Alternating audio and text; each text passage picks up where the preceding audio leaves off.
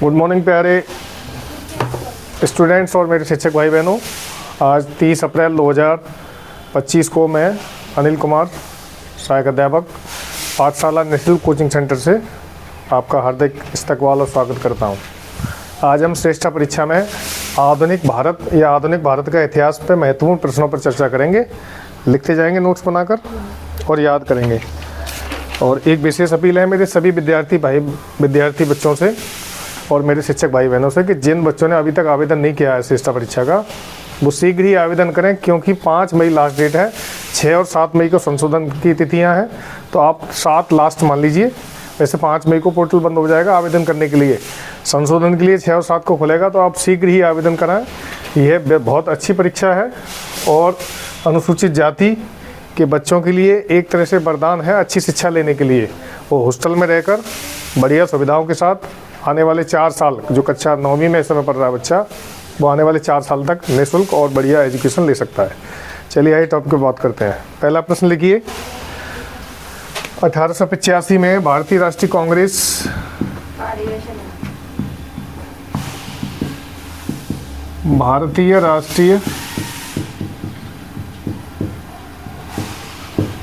कांग्रेस की स्थापना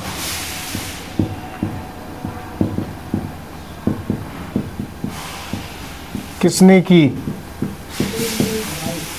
बताओ आंसर। नहीं, A.O. ह्यूम।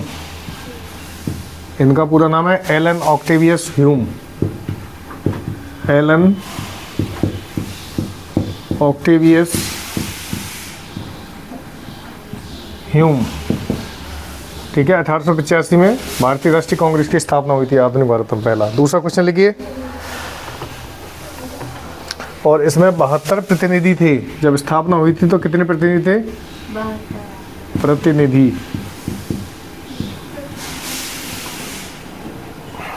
अगला लिखें, भारतीय राष्ट्रीय कांग्रेस का पहला अधिवेशन कब हुआ?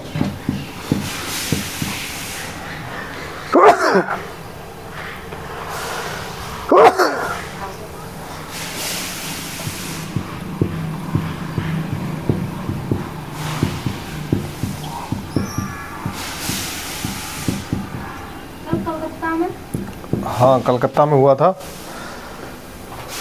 28 दिसंबर 1885। 28 दिसंबर 1885 को W.C. बनर्जी की अध्यक्षता में पहला अधिवेशन हुआ कोलकाता में, ठीक है। एक प्रश्न में से कई प्रश्न बन गए। अगला लिखेंगे, आर्य समाज की स्थापना कब और कहाँ हुई?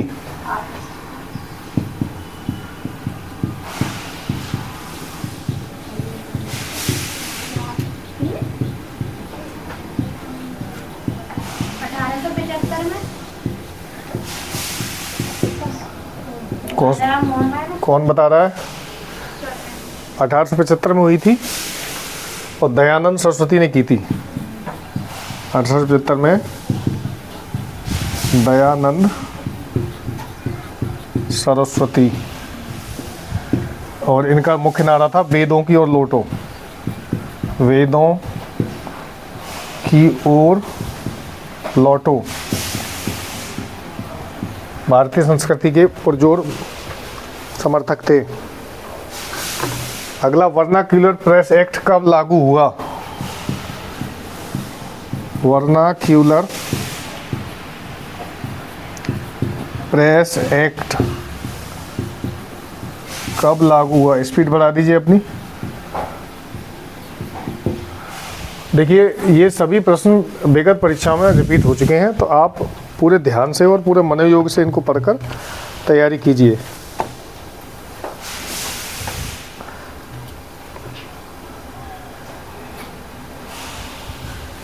(1878) में लॉर्ड लिटन 1878 में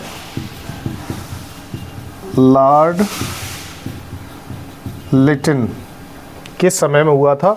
और इसमें हुआ क्या था बच्चों? प्रेस को संपूर्ण आज़ादी दी गई थी। प्रेस की आज़ादी। प्रेस जानते हो?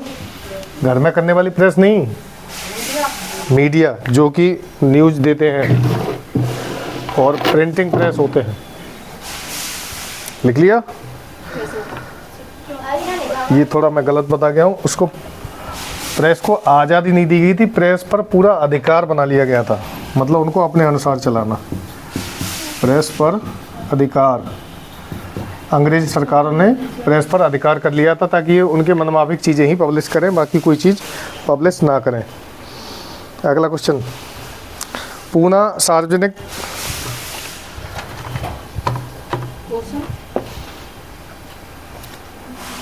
पूना सार्वजनिक महासभा की स्थापना किसने की?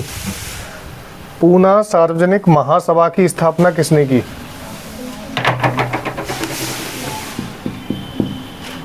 पूना सार्वजनिक सभा की स्थापना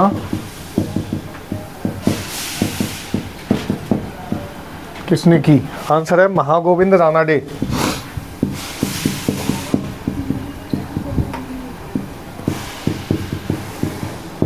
महागोविंद रानाडे, ये मुंबई के थे।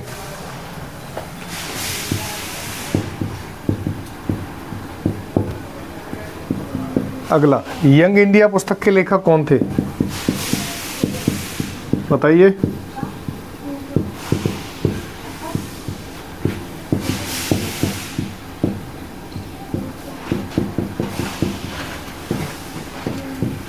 यंग इंडिया के लेखक कौन थे? 1916 में लाला लाजपत राय ने लिखी थी।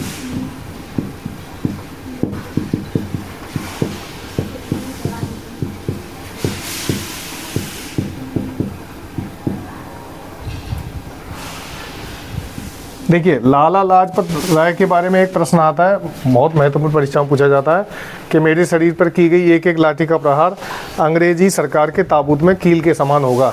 यह कथन किसका है? तो ये कथन इनका ही है। मेरे शरीर पर किया गया एक आंदोलन में लाला लाजपत राय को अंग्रेजी सैनिकों ने डंडों की मार से इतना मारा कि उनके प्राण चले गए। तब उन्होंने ये कोटेशन दिया था। ब्रिटिश इंडिया सोसाइटी की स्थापना किसके द्वारा हुई? ब्रिटिश इंडिया सोसाइटी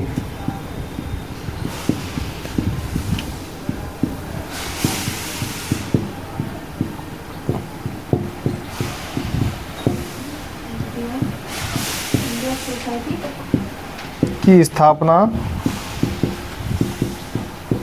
किसके द्वारा हुई? आंसर लिखें।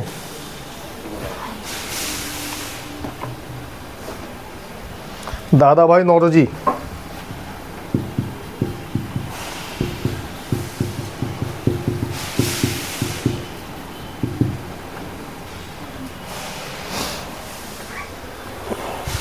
इसका दूसरा नाम लंदन इंडिया सोसाइटी भी है।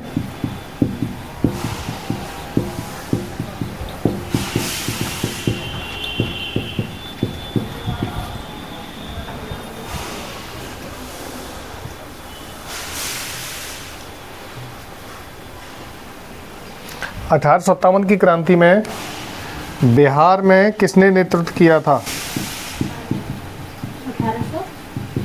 57 की क्रांति में, देखो बच्चों, पहला जो आज़ादी का विद्रोह था 1857 में हुआ था मेरठ के बैरकपुर छावनी में, ठीक है। और जैसे ये विद्रोह शुरू हुआ तो भारत के अलग अलग शहरों में अलग अलग जो क्रांतिकारी भाई थे उन्होंने अपने अपने स्तर पर विद्रोह स्टार्ट कर दिया। तो ये प्रश्न अक्सर आता है कि कौन से शहर में किसने स्टार्ट किया। तो यहाँ बिहार का प्रश्न है, बिहार में 1857 क्रांति किसने प्रतिभाग किया? तो इसका आंसर है कुंवर सिंह। कौन वहाँ का लीडर था बिहार का? कुंवर सिंह। जैसे मुंबई का अलग है, लखनऊ का अलग है, सब अलग अलग जगह के सबने अपना विद्रोह स्टार्ट किया था। 1905 में बंगाल विभाजन किसके समय में हुआ था? बताइए, तो पता होना चाहिए।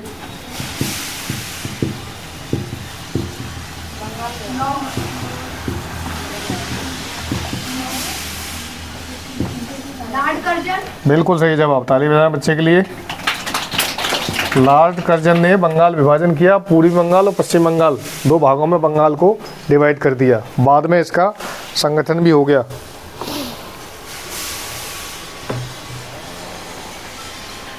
अमेरिका में गदर पार्टी की स्थापना किसने की?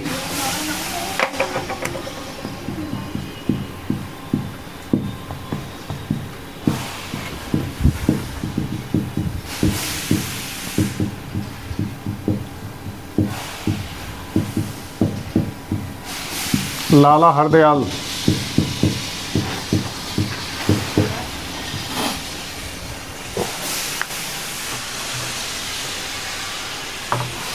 और देखो गदर पार्टी भारत में भी स्थापित की गई थी, तो भारत में की थी सोहन सिंह भाकना। सोहन सिंह भाकना ने। अगर ये पूछा जाए भारत में किसने गदर पार्टी की स्थापना की थी, तो सोहन सिंह भाकना, और अमेरिका में की थी लाला हरदयाल ने।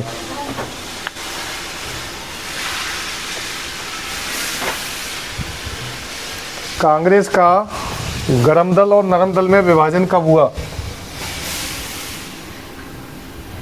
कांग्रेस का गरम दल और नरम दल में विभाजन कब हुआ?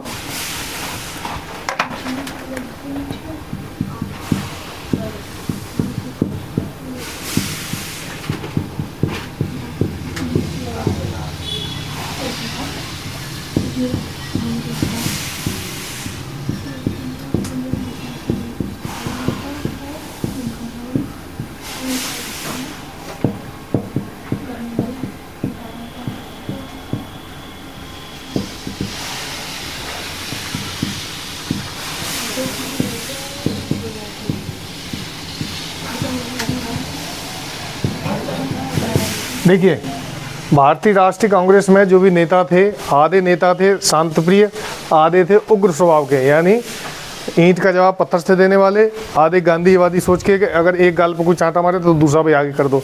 तो उनको दो तरह के गुटों में बांट दिया गया था, गरम दल यानी उग्रवादी और नरम दल यानी उदारवादी। तो ये कब हुआ था? तो ये हुआ था आपका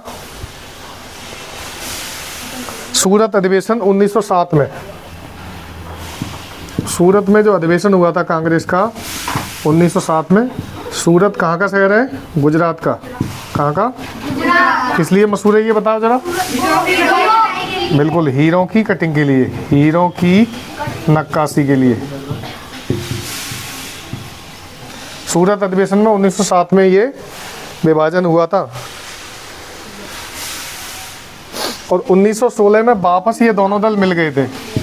1916 में ये दोनों दल जो थे अलग अलग हो गए, फिर ये मिक्स हो गए। इनके अध्यक्ष थे उस समय, हर एक अधिवेशन के अलग अलग अध्यक्ष रहे हैं, शहर अलग अलग रहे हैं। उस समय अध्यक्ष थे मजमूदार। मजमूदार अध्यक्ष थे 1916 के अधिवेशन में, लखनऊ अधिवेशन में। कहाँ पर हुआ था ये? लखनऊ को क्या कहते हैं बच्चों? नवाबों का शहर, नवाबों का शहर। और क्या मशहूर है यहाँ का? कबाब और चिकन।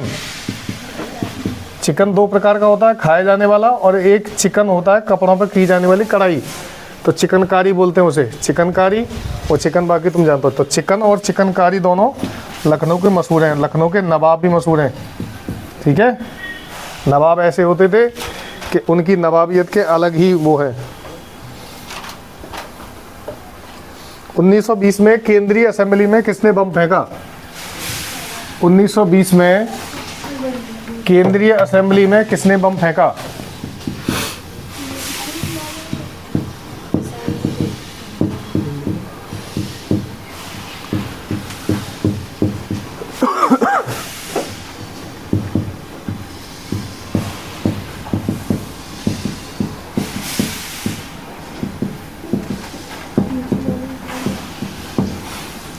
तो देखिए, भगत सिंह, राजगुरु और सुखदेव जब आज़ादी की लड़ाई के लिए तत्पर थे, तो उस समय अंग्रेज सरकार उनकी सुन नहीं रही थी। तो उन्होंने बिना किसी को नुकसान पहुंचाने की बजाय सेंट्रल असेंबली जी, जहाँ पे जो संसद चल रही थी, ब्रिटिश संसद, वहाँ पे बीच में ऐसी जगह बम फोड़ा ताकि किसी का नुकसान ना हो। और बम फोड़ने से उनकी आवाज़ देश के सरकार के कानों तक पहुँचे और उसके बाद उन्हें अरेस्ट कर लिया गया। सरदार भगत सिंह ने यहाँ पर बम फेंका था। सरदार भगत सिंह, इनको फांसी कब दी गई थी? 23 मार्च 1931 को, ठीक है। और यहाँ पे बम फेंकने के बाद इन्होंने जो नारा दिया था वो है इंकलाब जिंदाबाद। इंकलाब जिंदाबाद। बहुत ही कम उम्र में ये फांसी के तख्ते पे चढ़े गए थे बच्चों, देश की आज़ादी के लिए। तो जिस देश की आज़ादी में हम सांस ले रहे हैं ना, जिसकी हमें वैल्यू नहीं है, कदर नहीं है, वो इन महापुरुषों की बदौलत ही है जो आज हम खुली हवा में सांस ले पा रहे हैं। यहाँ पर एक और क्वेश्चन है, लखनऊ समझौता कब हुआ था? तो मैंने यहाँ बता दिया, लखनऊ समझौता 1916 में हुआ था। इसमें क्या हुआ था बच्चों? लखनऊ समझौते में कांग्रेस जो है दोबारा मिल गई थी। अलग कब हुई थी? 1907 के सूरत अधिवेशन में अलग अलग हुए। किस में अलग हुए थे? गरम दल और नरम दल में, ठीक है। बाद में नेताओं के बीच आपस में सहमति बनी और इन दोनों दलों को वापस में लाकर एक कर दिया गया। अगला लिखेंगे, भारत में होम रूल का नेतृत्व किसने किया? मिटा दूं इसे। भारत में होम रूल का नेतृत्व किसने किया?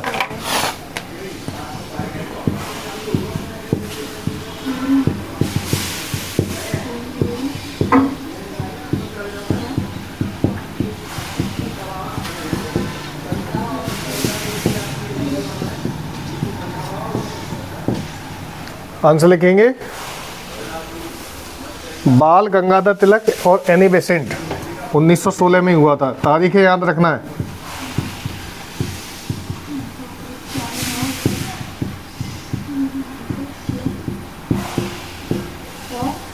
Annie Besant.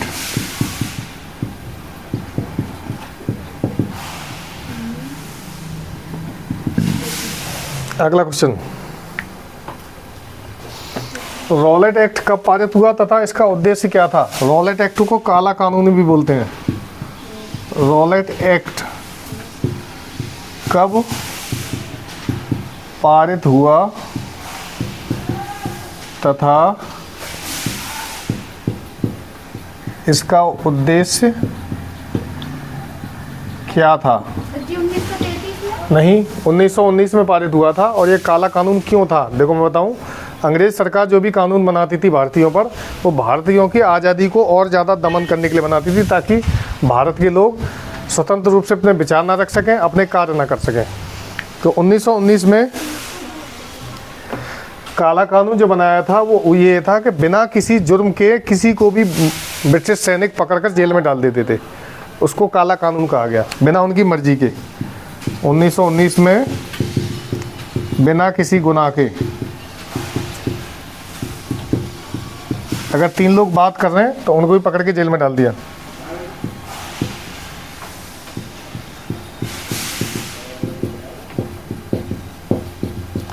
बिना किसी गुनाह के अरेस्ट कर लेना, 1919 में यह कानून पारित हुआ था, जिसको काला कानून और रॉलेट एक्ट कहा गया। ठीक है, अगला क्वेश्चन लिखेंगे, इसका दूसरा नाम होता बिना वकील और बिना दलील। माना ना वकील की चलेगी, ना आप कुछ अपने पक्ष रख सकते हैं। बिना वकील और बिना दलील।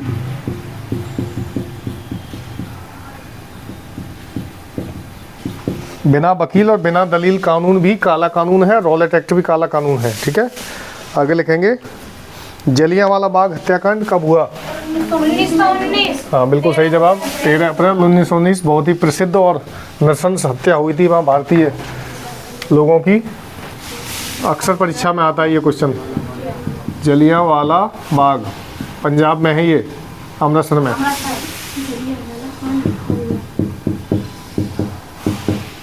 कौन था यहाँ पे सैनिक उस समय? General Dyer.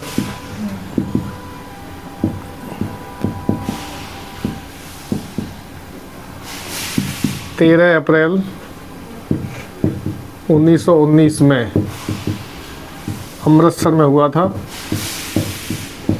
ऐसा था, भारत के लोग जो हैं, भारतीय नागरिक वहाँ एकजुट होकर अपनी आज़ादी की लड़ाई की और आगे की योजना बना रहे थे। तो तत्कालीन जनरल डायर ने बिना सोचे समझे अंधाधुंध फायरिंग कराई और इतनी गोलियां चलाई कि लोग अपनी जान बचाने के लिए पास में जो कुआं था उसमें कूद रहे थे, लेकिन कूदने से पहले ही उनमें गोलियां बरसा दी गई। आज भी दीवारों पर वहाँ पर गोलियों के निशान हैं और कहीं कहीं गोलियां धसी भी हुई हैं पेड़ों में। इतना भयानक नरसंहार हुआ था, बहुत साल पहले की बात है। अमृतसर पंजाब में हुआ था, ठीक है, पंजाब में ही है। पंजाब को क्या कहते हैं? 5 नदियों का, कौन कौन सी नदियाँ हैं? 5 सतलज, झेलम, ब्यास, सतलज, झेलम,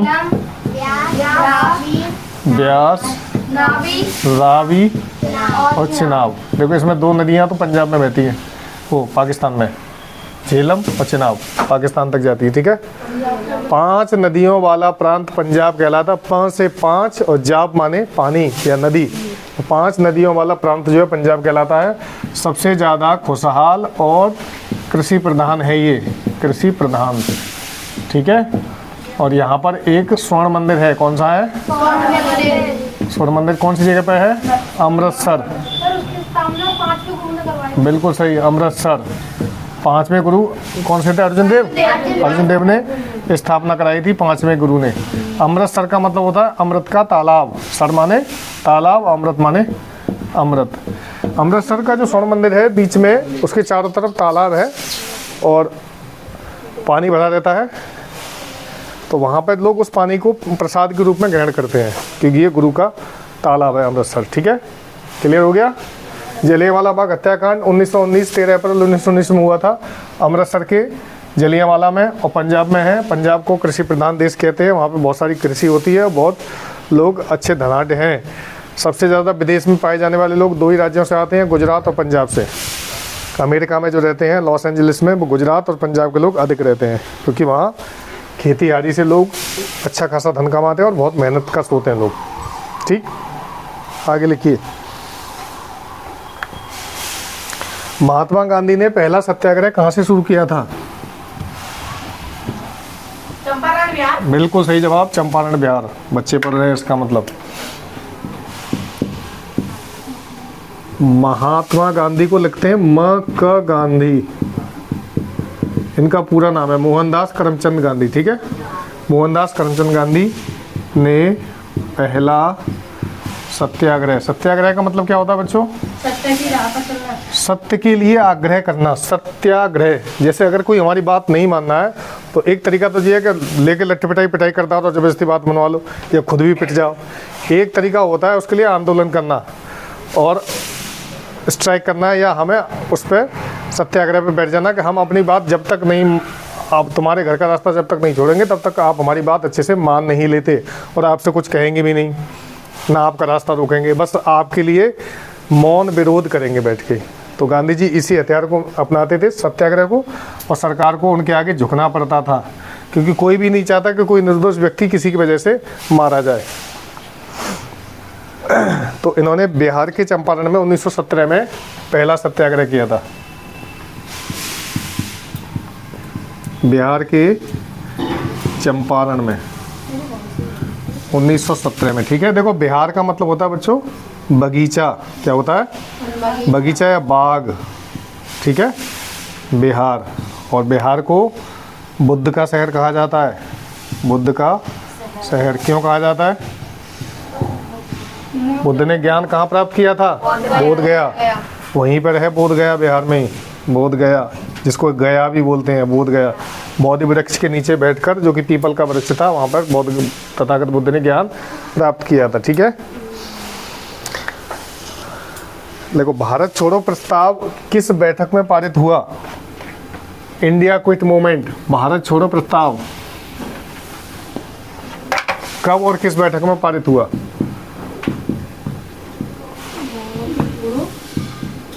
भारत छोड़ो प्रस्ताव कब और किस बैठक में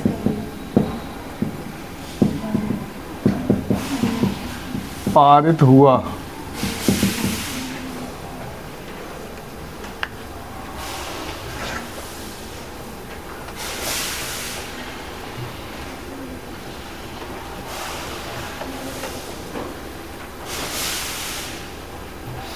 1942 में वर्धा गुजरात में बैठक हुई थी भारतीय कांग्रेस की। वर्धा गुजरात में बैठक हुई 1942 में, ठीक है। वहाँ पर ये प्रस्ताव पारित किया कि हम इंडिया क्विट मूवमेंट चालू करेंगे। और बॉम्बे के ग्वालियर टैंक से इसकी शुरुआत हुई थी। बॉम्बे जिसका नाम आजकल मुंबई है, ग्वालियर टैंक मैदान का नाम याद रखना, कहाँ से स्टार्ट हुआ था, ग्वालियर टैंक मैदान। ग्वालियर टैंक मैदान, बॉम्बे के ग्वालियर टैंक मैदान से भारत छोड़ो आंदोलन की शुरुआत हुई थी, ठीक है। तो इस वीडियो को अब यहीं समाप्त करते हैं। उम्मीद है ये परीक्षा में ज़रूर रिपीट होंगे क्वेश्चन। आप सब पूरा वीडियो देखा कीजिए और कमेंट में ज़रूर लिखिए कि हमारी पढ़ाई आपको कैसी लग रही है और क्या सुधार किए जा सकते हैं। मिलते हैं अगले वीडियो में। Thank you.